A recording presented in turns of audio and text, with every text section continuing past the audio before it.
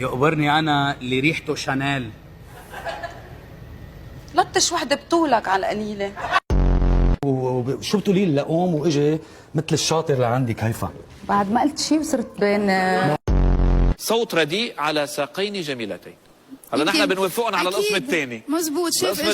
شايف انه فخاده احلى من صوتك. هو نظره ما طلع اكثر من اجريه، ما قدر يطلع لفوق ليسمع.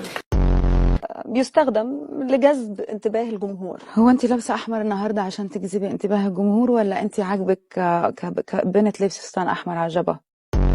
اذا غار شو بتعملي؟ كيف بترضيه؟ بتدلعيه مثلا؟ لا عم دلعه بلا ما يغار. لا في التاتو، من هذيك المره بيسالوني فرجتك التاتو هيفا؟ على التاتو فلقتونا فيه. حتى العين ما مبينتها اليوم، بدي بينت هون العين فوق. فرجيني اخر رقم طلبتيه من تليفونك.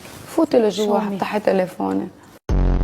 كل ما واحد حمل قلم وعنده ورقتين فاضيين يلا على هيفا لنبيع، خلصنا بقى. قعدوا معك دغري بطلوا يعرفوا شو يحكوا؟ كثير؟ انت شو بتعمل بهالحاله؟ بعطيهم فرصه ثانيه لا اسمع شو عم بيقولوا. لانه انا غير. بشو؟ بكل شيء. هن اثبتوا لي انه انا غير.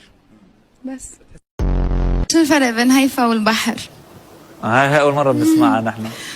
البحر كثير مالح، هيفا كثير حلوه.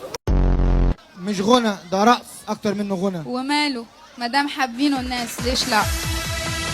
أنا هيفا، أنا من غيري أنا، قلبي اللي بثلاث عيون حلوين، رقصني أنا دلعني أنا، حبيبتك أنا بس هي مين؟